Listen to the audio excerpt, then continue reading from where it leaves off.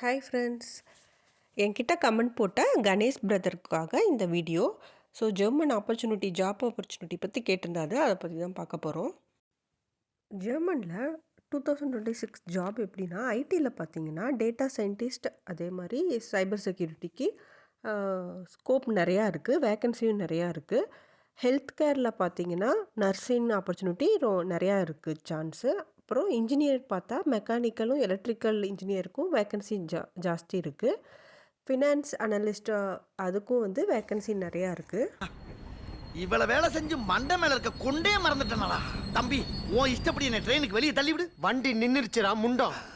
நின்றுச்சா? ஓ போறோம்லடா.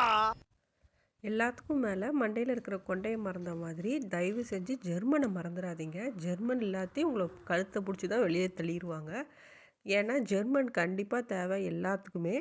So ஸ்டூடெண்ட்டாக இருந்தால் வேணும்னா மாஸ்டர்ஸ் படிச்சிருந்தீங்கன்னா மேபி இன்டர்ன்ஷிப் சான்ஸ் இருக்குது. மற்றபடி இன்னொரு டிப்ஸ் என்னென்னா, இந்தியாவிலே நீங்கள் வந்து இன்டர்வியூ ப்ராசஸ்லாம் கிளியர் பண்ணிவிட்டு இங்கிலீஷ் ஸ்பீக்கிங் ஜாப் கன்ஃபார்ம் ஆகி வரதுன்னா வரலாம். இல்லாட்டி கம்பெனிஸ் இருக்கும் இல்லையா, டெப்டேஷனில் அனுப்பி வைப்பாங்க இல்லையா, டிசிஎஸ், இன்ஃபோசிஸ், அந்த மாதிரி கம்பெனிஸ்லாம் டெப்டேஷனில் இங்கே அனுப்பி வைப்பாங்க பார்த்தீங்களா. அந்த மாதிரி வந்துட்டு கொஞ்ச நாள் நீங்கள் இருந்துட்டு ஜெர்மனும் சைடில் கற்றுக்கிட்டு வேறு கம்பெனிக்கு மாறுறது ஈஸியாக இருக்கும். இதெல்லாம் என்னோடய எக்ஸ்பீரியன்ஸ் மூலிமா உங்களுக்கு நான் கொடுக்குற ஒரு சின்ன டிப்ஸு.